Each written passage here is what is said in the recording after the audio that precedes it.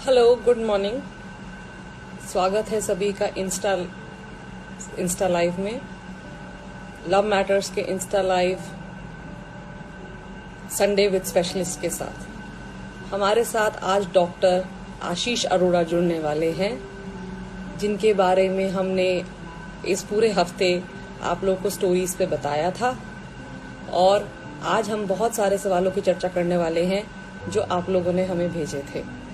तो Insta live पे doctor आशीष अरोड़ा के जुड़ने का इंतजार करते हुए जो लोग जुड़ रहे हैं वो जुड़े रहें। डॉक्टर आशीष आपके सभी सवालों के जवाब देंगे। डॉक्टर आशीष करने में 4 से 5 मिनट लग सकते हैं। तो हेलो एवरीवन, आप सबको मेरा नमस्कार। आप संडे को सब अवेलेबल हैं, तो मुझे नहीं देख पा रहे हैं, मेरी आवाज पहुंच रही है, तो let us start it. Let us not वक्त जाया नहीं करते हैं। ठीक है, धन्यवाद डॉक्टर आशीष संडे को हमारे साथ जुड़ने के लिए। मैं अभी सभी को डॉक्टर सेफ हैंड्स के बारे में बता रही थी कि कैसे आप सेक्सुअल हेल्थ एक्सपर्ट्स हैं और आप लोग ऑनलाइन कंसल्टेशन भी देते हैं, तो लोग आपकी वेबसाइट को जरूर चेक करें। पर अभी हम आपसे सीधे सवाल पूछ सकते हैं, तो आप उसका फायदा उठाते हैं। तो डॉक्टर आशीष, हमारे पास इस हफ्ते बहुत से लोगों के सवाल आए और उन सवालों की हमने लिस्ट बनाई है और वो सवाल हम आपसे पूछना चाहते हैं, तो शुरू करें। बिल्कुल जी, स्वागत है। It's my pleasure. ये it's an matter of honour for me कि मैं आज सब लोगों के साथ जुड़ पा रहा हूँ। बिल्कुल शुरू करिए। ठीक है, तो सबसे पहला सवाल एक जो सवाल है कि why do men have erection issues? Erection से जुड़े इश्यूज क्यों होते हैं और डॉक्टर को कब कंसल्ट करना चाहिए इरेक्शन केसेस के बारे में? जी देखिए, इरेक्शन के इश्यूज हम एक अंग्रेजी में एक बात बोलते हैं कि above the age of 40 years 40% of men will have some erection issues in their lifetime. तो सबसे पहली बात समझने की ये है कि इरेक्शन की प्रॉब्लम्स जो है वो बहुत कॉमन है। 35-40 साल के बाद तो बहुत ज्यादा कॉमन हो जाती हैं। जिनके मेन जो कारण हैं वो 3 हैं। वो है हाई ब्लड प्रेशर, डायबिटीज और ओबेसिटी या मोटापा। ये तीनों जो वजह हैं, तीनों जो प्रॉब्लम्स हैं, उसकी वजह से जो blood flow to the penis है वो कम हो जाता है। सो सबसे पहले तो इरेक्शन है क्या? Erection happens, erection, penis is a very एक बहुत सारे सॉफ्ट टिश्यूज का एक ऑर्गन है, जिसमें जब बहुत सारा ब्लड जाता है तो वो इरेक्ट हो जाता है। कोई भी प्रॉब्लम जो इस ब्लड फ्लो को पेनिस पे जाने से कम करती है will lead to erection problems. तो और अक्सर हाई ब्लड प्रेशर, डायबिटीज और ओबेसिटी कई बार ओवरलैप करती है, तो ये सबसे ज्यादा मुख्य कारण है। इसके अलावा ज्यादा अल्कोहल कंज्यूम करना, शराब का ज्यादा सेवन, स्मोकिंग ज्यादा करना या ड्रग्स वगैरह लेना भी इरेक्शन को अफेक्ट करते हैं। लेकिन जनरली ये सारे कारण हम देखते हैं 35-40 साल के ऊपर। हमारा जो आज ऑडियंस है वो मैं मानता हूं कि यंगस्टर्स हैं, 20s में हैं लोग या अर्ली 30s में हैं। इन लोगों में जो most common cause of erection issues है वो है परफॉर्मेंस एंजाइटी। तो ये बड़ी यहां समझने वाली बात यह है कि परफॉर्मेंस एंजाइटी की वजह से इरेक्शन रिलेटेड प्रॉब्लम्स होती हैं और हम दवाइयों की तरफ जाते हैं, वियाग्रा, सियालिस लेने की तरफ चले जाते हैं, जो बिल्कुल गलत है। तो अब समझने वाली बात दूसरी ये है कि परफॉर्मेंस एंजाइटी होती क्यों है। तो आज का जो युवा है वो पॉर्न का सबको फ्री एक्सेस है, बहुत पॉर्न देखता है और वहां से उनके मन में गलत धारणाएं बन जाती हैं मेल परफॉर्मेंस को लेके। तो वो अपने मन में वो उस परफॉर्मेंस को मैच करना चाहते हैं। Idea is they want to please their partners, जैसे वो अपने फीमेल पार्टनर को प्रॉपर सेटिस्फाई करना चाहते हैं। उनको लगता है कि अगर इस तरह से परफॉर्म नहीं किया तो सेटिस्फाई नहीं होंगे। ये एंजाइटी, ये एक अपने ऊपर एक बड़ी गलत एक्सपेक्टेशंस बिल्ड कर लेते हैं। और जब वो तो गलत एक्सपेक्टेशन है, जब परफॉर्मेंस का टाइम आता है उसको मैच नहीं कर पाते, बहुत एंजाइटी होती है, तो स्ट्रेस बिल्डअप होता है, उसकी वजह से इरेक्शन प्रॉब्लम्स होती हैं। तो what we say is stress is the biggest killer of erection. और ऐसा भी कई बार देखने में आया है, मैं बहुत सारे यंगस्टर से बात करता हूं, उनको सारे बिल्कुल नॉर्मल होते हैं, सब कुछ ठीक होता है, और जब सेक्स परफॉर्मेंस का टाइम आता है वो कॉन्डोम यूज कर रहे होते हैं, वो उस टाइम कॉन्डोम लगा नहीं पाते, चढ़ा नहीं पाते ठीक से। कॉन्डोम नहीं चढ़ा पाना अपने आप में इतना बड़ा स्ट्रेस हो जाता है कि उनको लॉस ऑफ इरेक्शन हो जाता है, और लॉस ऑफ इरेक्शन होने के बाद एकदम फिर से वो परफॉर्मेंस एंग्जाइटी और हीन भावना आने लगती है कि मैं एक्ट नहीं कर सकता, या मैं प्रॉपर मेल नहीं हूं, मर्द नहीं हूं. This leads to another cause for erection issue. This is what we see in young man. तो इसमें मतलब कुछ करने की जरूरत नहीं है, बस आपको अपने डॉक्टर से या अपने थेरेपिस्ट से, साइकोलॉजिस्ट से खुल के एक बार बात करनी है. तो यंगस्टर्स एकदम, माय मैसेज इज, यंगस्टर्स एकदम एंजाइटी में ना आए कि वो उनको कोई ऐसी बीमारी हो गई है जिसके लिए उनको सारी जिंदगी वियाग्रा सियालिस खानी पड़ेगी, या किसी न किसी हकीम के पास जाके चूरन वगैरह लेने पड़ेंगे. ऐसा कुछ नहीं है. Most common cause is your own psyche और your own thoughts in the younger age group. इसके अलावा जो रूटीन में अपने हाई ब्लड प्रेशर, शुगर वगैरह प्रॉब्लम्स हैं, वो एक बार एसेस करा लें. So apart from that, young people, smoking, alcohol कम मात्रा में, स्मोकिंग तो बिल्कुल ना करें, एल्कोहल के यूज को थोड़ा सा वॉच करें और एक्सरसाइज करें, कभी कोई इरेक्शन प्रॉब्लम नहीं होगी. तो बेसिकली जैसे हमारे दिमाग में एग्जाम की टेंशन रहती है और फिर वो एग्जाम इसलिए खराब हो जाता है क्योंकि हम उतना टेंशन ले रहे थे. कुछ मामला हमारा वैसा बिल्कुल कुछ नहीं जी, बिल्कुल वैसा ही मामला है. बिल्कुल. तो ठीक है, जिस तरह से एग्जाम तब अच्छा होगा जब आप कम टेंशन लेंगे, तो इरेक्शन इश्यूज में भी प्रॉब्लम नहीं आएगी अगर आप टेंशन कम लेंगे और कंपेयर ना करें जो हम टीवी या इंटरनेट पे देखते हैं. बिल्कुल ठीक फरमाया. बहुत थैंक यू. आगे बढ़ते हैं. अगला सवाल ये है कि लोगों को फोरस्किन में बहुत दिक्कत होती है, या तो वो खुलती नहीं है या दर्द होता है, तो उसके बारे में क्या करना चाहिए और क्या उससे सेक्स लाइफ इम्पैक्ट हो सकती है? सो फोरस्किन जनरली एक आम मेल की फोरस्किन जो है, पीछे रिट्रैक्ट या पीछे पुश करने से जो पेनिस का अगला पोर्शन है जो थोड़ा सा बड़ा होता है साइज में, जिसको हम ग्लैंस पेनिस बोलते हैं, वो ग्लैंस पेनिस के पीछे चली जाती है. कुछ पुरुषों की मेल स्किन थोड़ी सी टाइट होती है, थोड़ा सा एफर्ट डालने से पीछे चली जाती है. लेकिन जब फोरस्किन बहुत टाइट होती है, थोड़ी सी भी पीछे नहीं जाती है, तो एक समस्या हो जाती है वहां पर. वो समस्या तब आती है जब वो बड़े बचपन से, एडोलेसेंस से ऊपर जाते हैं और उनको सेक्स करने का टाइम आता है. तो इसमें हमें ये अंडरस्टैंड करने की जरूरत है कि अगर फोरस्किन थोड़ी सी भी पीछे जा रही है, थोड़ी सी भी रिट्रैक्ट हो रही है, तो बिल्कुल घबराएं नहीं. उसका बड़ा सिंपल सा एक तरीका है कि जो नॉन इरिटेंट जेल्स होते हैं, एक तो हमारे ये जैसे मस्टर्ड ऑयल हो गया, सरसों का तेल, या ये सब चीजें हो गई, वो अवॉइड करें. वाटर बेस्ड जेल्स अवेलेबल होते हैं मार्केट में. What we also most common is KY gel. अब जब आप नहा रहे हैं तो थोड़ा सा जेल लगा के थोड़ा थोड़ा फोरस्किन को पीछे रिट्रैक्ट करें. उससे आपका इतना काफी है. अगर आपकी फोरस्किन पार्शियली रिट्रैक्ट भी हो रही है, पीछे जा रही है, इतना काफी है. वो आपको सेक्स करने में कोई भी समस्या नहीं आएगी. और यहां पर लोग कंपेयर करते हैं अपने आप को पॉर्न स्टार्स से, वो देखकर उनके मन में गलत धारणाएं हो जाती हैं.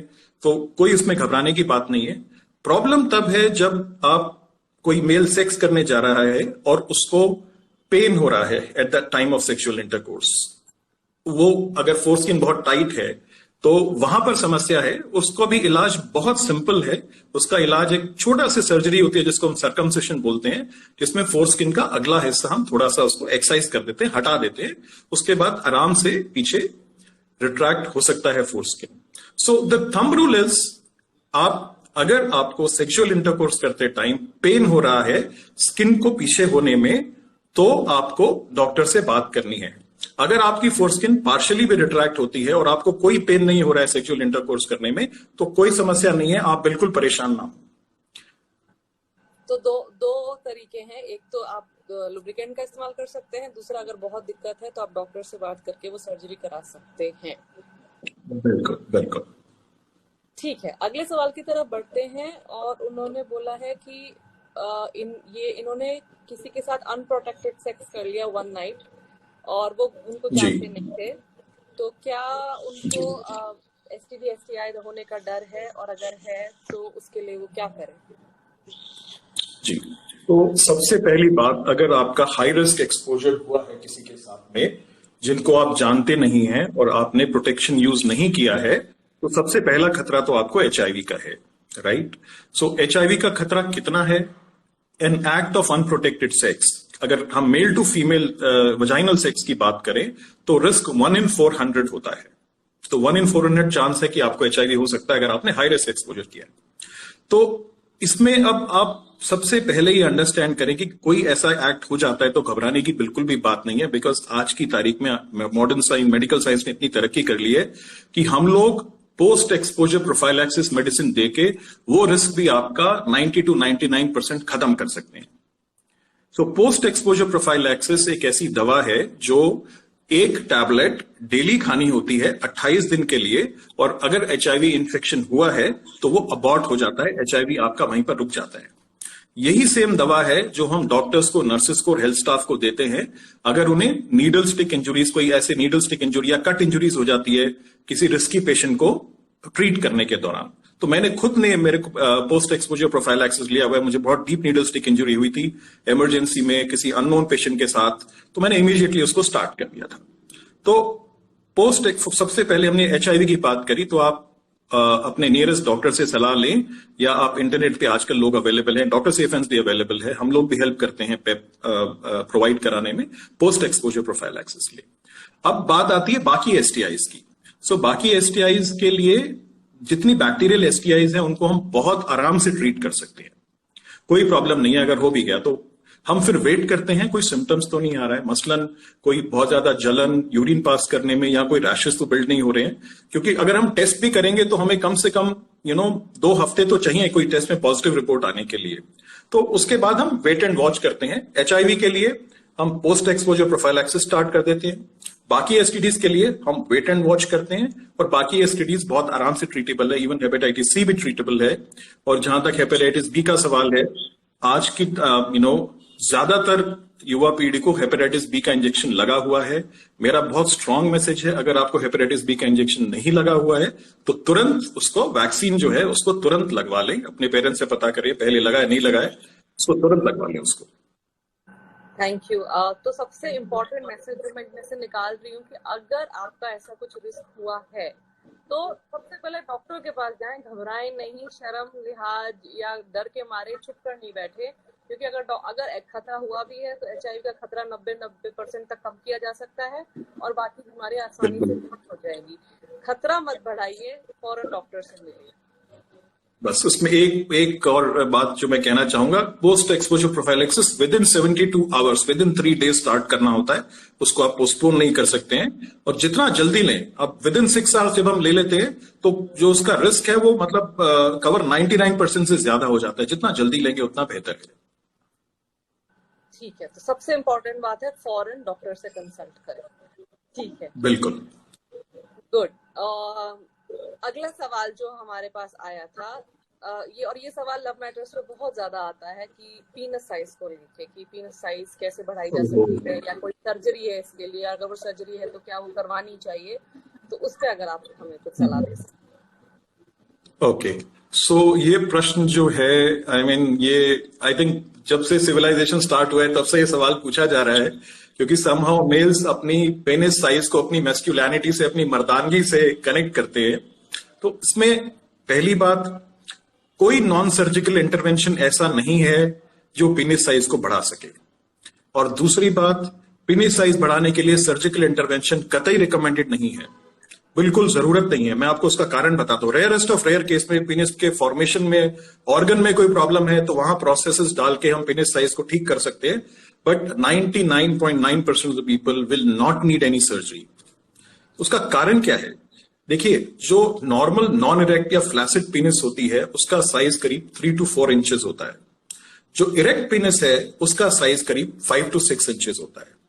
तो more than 90% of the male population will meet these parameters. तो 5 to 6 इंचेस आफ्टर इरेक्शन। अगर कोई पॉर्न देखने के बाद वो सोच रहा है मुझे 8 इंचेस 10 इंचेस चाहिए, तो वो बिल्कुल उसके गलत रास्ते पर चल रहा है, उसकी सारी धारणाएं गलत हैं, राइट? अब अगर आप 5 to 6 इंचेस में आपका नॉर्मल अगर पेनिस का आफ्टर इरेक्शन साइज आ रहा है तो आपको कुछ करने की जरूरत नहीं है। तो एक सवाल हम पूछते हैं कि चलो मेरा साइज 5 इंचेस नहीं है, अब मैं क्या करूं? अब मैं कोई तेल का इस्तेमाल करूं या किसी, बहुत सारे लोग बहुत सारे मैजिकल रेमेडीज बताते हैं, वो इस्तेमाल करने से ऐसे हो जाता है वैसे हो जाता है। क्या करना चाहिए? बिल्कुल भी नहीं करना चाहिए। अगर आफ्टर इरेक्शन पेनिस का साइज 3 इंचेस या उससे ज्यादा है, that is enough for a very proper and satisfying sexual intercourse to happen. और 3 इंचेस का साइज आफ्टर इरेक्शन 99.9% लोग मीट कर पाएंगे. सो इसमें अब अंडरस्टैंड करने वाली बात यह है कि आपको बड़ा साइज क्यों चाहिए फीमेल पार्टनर को सेटिस्फाई करने के लिए. फीमेल पार्टनर को सेटिस्फाई करने के लिए 3 इंचेस प्लस इनफ है. What we say is it is not the size of the penis, it is what you do with the penis. Are you adept, क्या आपको जो सेक्सुअल इंटरकोर्स का act है उसके बारे में पूरी समझ है कि नहीं है. क्या आप जानते हैं कि आपकी फीमेल पार्टनर को कैसे अच्छा लगेगा, कैसे आनंद आएगा, कैसे वो ऑर्गेजम पे पहुंचेंगी. अगर आप ये समझ गए तो आप साइज ऑफ पीनिस के बारे में कभी चिंता नहीं करेंगे. मेरी तरफ से मैसेज ये है, किसी भी दवाई, तेल, किसी भी चीज का इस्तेमाल ना करें अपना पीनिस साइज बढ़ाने के लिए, क्योंकि उससे कोई फायदा नहीं होने वाला है. पहली बात. दूसरी बात, उसकी जरूरत नहीं है. तो मेन मैसेजिंग जो ये है कि सेक्स का जो प्लेजर है वो पीनस साइज से जुड़ा हुआ है, वो मिथ्या तोड़नी बहुत जरूरी है. और दूसरी बात है कि वो क्या है जिससे एक्चुअली में प्लेजर आता है, उसके लिए लव मैटर्स पे जाना चाहिए. बिल्कुल, absolutely. Love matters is a wonderful website. So love matters में सबसे अच्छी बात यह है कि वो आप स्टार्ट कहां से करते हैं. वो मेल एनाटॉमी से स्टार्ट करते हैं, फीमेल एनाटॉमी से स्टार्ट करते हैं, आपको एक एक सेक्सुअल ऑर्गन के बारे में बताते हैं और इतनी साफ सुंदर भाषा में बताते हैं, बिल्कुल कोई उसमें कोई गलत भाषा का इस्तेमाल नहीं हुआ है. उससे अच्छा sex education is the very big need of our country today और लव मैटर्स उसको पूरा कर रहा है. I am a fan of love matters personally. मैं बहुत टाइम से फॉलो कर रहा हूँ, विदिका जी से मिलता रहता हूँ, तो आप लोगों से भी मिलता रहता हूँ. Thank you. तो हम हम जानकारी दे रहे हैं, आप सलाह दे रहे हैं, ट्रीट कर रहे हैं, तो अच्छी पार्टनरशिप है. तो जैसे अभी किसी ने फिर से पूछा कि सर पीनस का साइज कैसे बढ़ा सकते हैं, तो जरा जब ये वीडियो पोस्ट हो जाएगा तो जरा पीछे जाके देखिएगा, पीनस साइज बढ़ाने की जरूरत ही नहीं है. आज का आखिरी सवाल पूछती हूँ, जो अभी किसी ने पूछा है हमसे कि क्या ओरल सेक्स करने से या एनल सेक्स करने से STI, STD, HIV हो सकता है. अच्छा, ये भी बड़ा अच्छा सवाल पूछा है जिन्होंने भी पूछा है.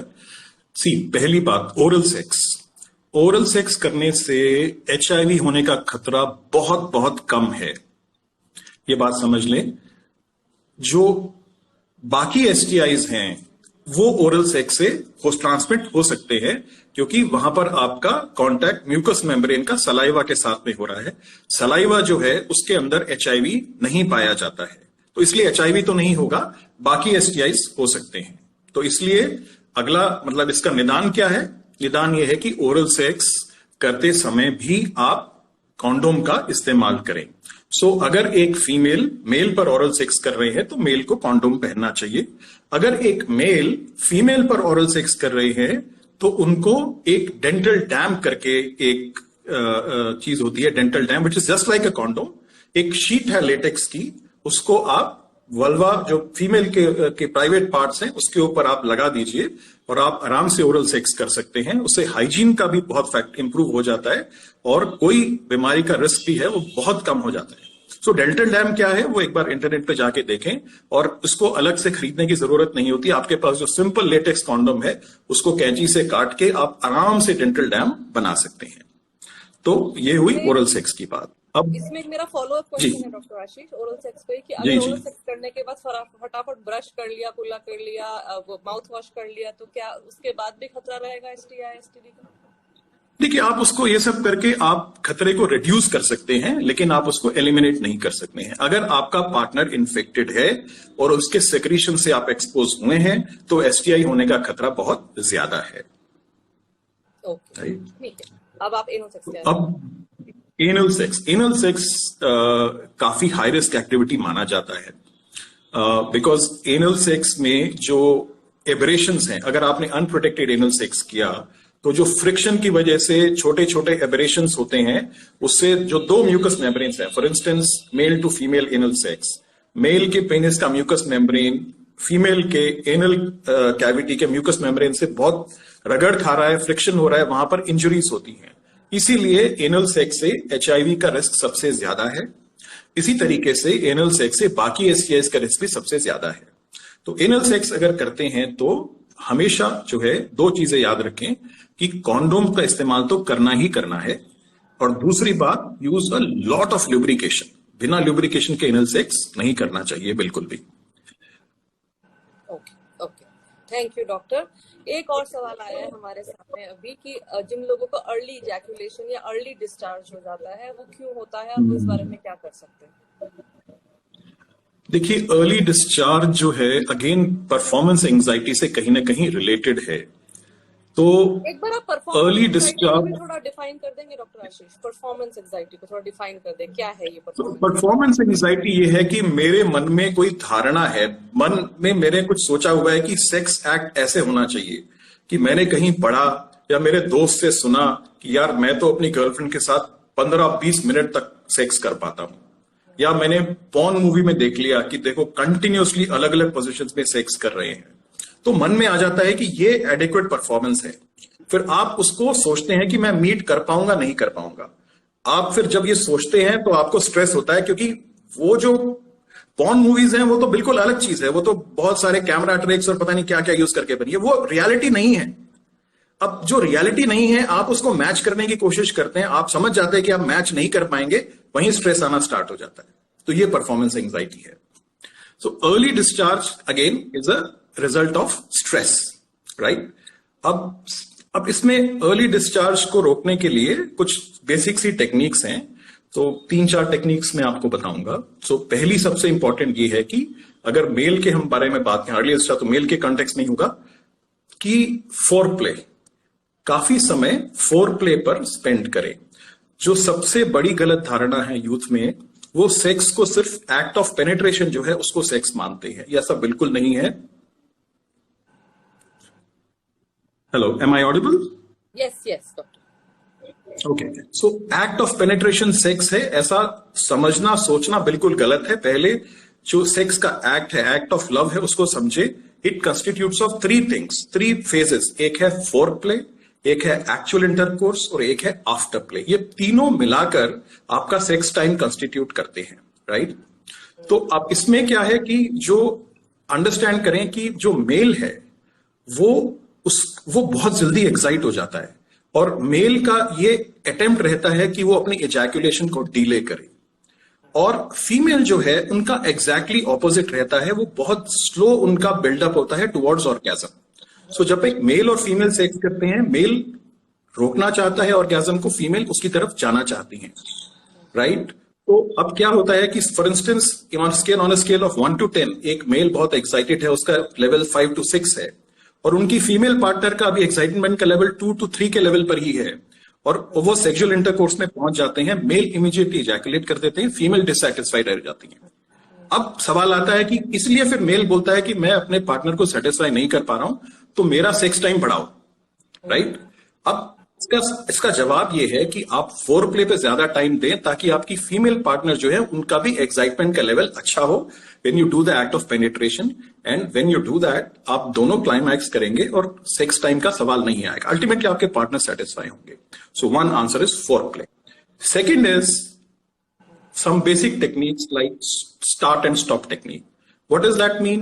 अगर आपने पेनिट्रेट कर लिया है, उसके बाद आपको लग रहा है कि आप एजैकुलेट कर जाएंगे जल्दी, इमीडिएटली विड्रॉ कर लें, अपने एक्ट को स्टॉप करें, और उसके बाद थोड़ा सा अगर आपको लगता है बिल्कुल एजैकुलेशन के पॉइंट पे हैं, तो अपने थंब को, अपने अंगूठे को बेस ऑफ द पेनिस में जाके थोड़ा प्रेशर दें, धीरे धीरे करके प्रेशर को बढ़ाएं, आपका एजैकुलेशन रुक जाएगा। तो इस तरह से स्टार्ट और स्टॉप टेक्निक को यूज करें, आप थोड़ा सा और ज्यादा लास्ट करेंगे। धीरे धीरे प्रैक्टिस से four play plus start and stop technique will help you a lot. अब बाकी के 2 और भी तरीके हैं। वो एक तरीका है कॉन्डोम्स। सो आप देखते हैं मार्केट में बहुत सारे delay orgasm condoms, sex delay condoms market में अवेलेबल है। तो ये कॉन्डोम्स कुछ नहीं है, इनके ऊपर एक बहुत थिन एक लेयर होती है एनेस्थेटिक की, जिसको हम बेंजोकेन बोलते हैं। So when a man wears a benzocaine loaded condom, उनकी जो सेंसेशन है पेनाइल जो एरिया की, वो कम हो जाती है। इसकी वजह से उनका ऑर्गेज्म, जो उनका एजैकुलेशन है, वो डिले हो जाता है। सो एक ये तीसरा तरीका है। और फाइनली चौथा तरीका, अगर बहुत सिवियर केस है, कुछ काम नहीं कर रहा है, तो दवाइयां अवेलेबल है, समथिंग कॉल्ड डैपोक्सिटाइन। हम वो जहां जरूरत हो उसको हम इस्तेमाल करते हैं। बेसिकली एक एंटी डिप्रेसेंट है, बट इसका क्या अल्टीमेटली ऐसे काम करती है कि ये आपकी परफॉर्मेंस एंजाइटी को खत्म कर देती है, और जैसे परफॉर्मेंस एंजाइटी खत्म होती है आपका प्रीमेच्योर इजैकुलेशन नहीं होता है। तो ये लास्ट स्टेज है। अगर पहले 3 मेथड से काम नहीं बनता है तो हम एक मेडिसिन प्रिस्क्राइब करते हैं, उससे जो है परफॉर्मेंस जो है बेहतर हो जाती है, अर्ली इजैकुलेशन नहीं होता है। तो मेनली ये 4 तरीके हैं जिससे हम लोग इस्तेमाल करते हैं। Okay, thank you. और आज का आपने खैर ये सवाल का जवाब थोड़ा सा दे दिया है, लेकिन ये सवाल अब मैं लेडीज के पर्सपेक्टिव से पूछना चाहती हूँ, जो सेक्स टाइम का, जो आपने बोला कि ऑफ्टन मेल्स जो होते हैं वो अपने इजैकुलेशन पे फोकस रहते हैं, मेन एक्ट पे फोकस रहते हैं, तो विमेन क्या कर सकती हैं अपने सेक्सुअल टाइम को एंजॉय करने के लिए, और क्या कम्युनिकेट करें, क्या किस तरीके से करें कि जो आप बोल रहे हैं कि जो मेल्स का सेटिस्फैक्शन है वो फीमेल्स के सेटिस्फैक्शन पे भी डिपेंडेंट है, लेकिन फीमेल्स क्या करें ताकि वो उस चीज को मांग सके और क्लेम कर सके। और ये आज का हमारा आखिरी एक्सीलेंट क्वेश्चन, बहुत बहुत बढ़िया सवाल है। I am very very happy कि आपने सवाल पूछा, बिकॉज हमारी अब तक की सारी कॉन्वर्सेशन मेल फोकस्ड रही है, फीमेल पे हमने बिल्कुल फोकस नहीं किया, जो ज्यादती है। सो फीमेल्स क्या करें ताकि वो अपने सेक्स को प्रॉपरली एंजॉय कर पाए। सबसे पहली बात, females have to be open. उनको अपने मेल पार्टनर को बताना है कि उनको कौन सा स्पर्श, कहां स्पर्श अच्छा लगता है। So basically females should take the lead for an extended foreplay, right. उनको इमीडिएटली, जो मेल्स का जो टेंडेंसी है इमीडिएटली पेनिट्रेट करना, इमीडिएटली इंटरकोर्स स्टार्ट करना, वो उनसे अवॉइड करने के लिए बोलें। और what they like, they have to be communicative. उन्हें अच्छे से कम्युनिकेट करना है उनको क्या पसंद है। तो वो फीमेल्स जितना फोरप्ले पे टाइम स्पेंड करेंगी, अपने पार्टनर को बोलेंगी कि मुझे ये पसंद है, फोरप्ले पे एक्स्ट्रा टाइम होगा, तो they will be very suitably excited when the act of sexual intercourse comes. तो सबसे बड़ी बात communication, female has to tell. अब फीमेल्स क्या होती है, बहुत शर्मा जाती हैं, कम्युनिकेट नहीं कर पाती हैं, या सोचती हैं कि हाँ मेरा पार्टनर जैसे मैं सोच रही हूं वैसे करेगा, वो वैसे करता नहीं है। अब आप बताते नहीं है उसको, अब वो नोविस है, उसको नहीं पता कि आपको क्या करने से प्लेजर मिलेगा, क्या करने से आप ऑर्गेजम की तरफ जाएंगे। तो ये लैक ऑफ कम्युनिकेशन है। तो पहली बात, females have to inform their male partners. दूसरी बात, फीमेल्स जो हैं, if they have any problem in performing any kind of sexual activity, उन्हें क्लियरली अपने मेल पार्टनर को कम्युनिकेट करना चाहिए। कई बार बिल्कुल पीरियड से बिल्कुल पहले प्रीमेच्योर टेंशन होता है, पेल्विक जो है डिस्कम्फर्ट होता है। In those times she should immediately से, वेरी क्लियरली से that I'm not ready for it. Then there is a lot more other forms of sex that they can indulge in without the act of penetration. Act of penetration, सिर्फ act of penetration sex नहीं है. There is a lot more to sex. So ये रहेगा मेरा message females के लिए। और मेरे ख्याल से ये मैसेज मेल्स के लिए भी है जो आज हमें सब सुन रहे हैं। और इसी बात पे आई थिंक हम अपना इंस्टा लाइव आज खत्म कर सकते हैं कि पेनिट्रेशन जो है वो सेक्स सिर्फ नहीं है। और अगर ये बात हमारे जितने भी सुन रहे हैं आज वो समझ जाएं, तो जिसे बोलते हैं delayed early ejaculation, erection dysfunction, sex का टाइम कैसे बढ़ाएं, जितने भी हमने सवाल आज पूछे हैं उनका एक जवाब ये हो सकता है कि सेक्स की जो परिभाषा जिसको हम समझते हैं उसको बदले, सेक्स के बारे में और समझें, और सेक्स जो आपने बोला फोर प्ले, पेनिट्रेशन और आफ्टर प्ले, तीनों चीजों को अगर हम एंजॉय करना सीखें तो जितनी भी समस्याएं आज हमने डिस्कस करी उनमें काफी हद तक आराम मिलेगा। बिल्कुल बिल्कुल, एब्सोल्युटली। तो थैंक यू डॉक्टर आशीष अरोड़ा, आपसे हमें बात करके बहुत अच्छा लगा। और संडे विद स्पेशलिस्ट के साथ आप जुड़े रहिएगा। हर संडे लव मैटर्स लेके आएगा एक स्पेशलिस्ट, एक डॉक्टर, काउंसलर जो इस सेक्सुअल हेल्थ के मामले में एक्सपर्ट्स हैं और आपको सही जानकारी और सही राय देंगे। तो हर हफ्ते जुड़िए लव मैटर्स के साथ। और डॉक्टर सेफ हैंड्स जो भी ऑनलाइन है, आपकी जितनी भी आज हमने इश्यूज डिस्कस किए हैं उन पे वो कंसल्टेशन देते हैं, ऑनलाइन भी देते हैं। सभी सवालों के जवाब हम नहीं दे पाए हैं तो डॉक्टर सेफ हैंड्स की वेबसाइट और लव मैटर्स की वेबसाइट पे जरूर जाइएगा, आपके सवालों के जवाब वहां जरूर मिलेंगे। और हर संडे जुड़िए लव मैटर्स के Sunday with specialist insta live से। Thank you doctor Ashish. Thank you, Ji. Thank you, everyone. Bye-bye. Bye. Bye. Thank you.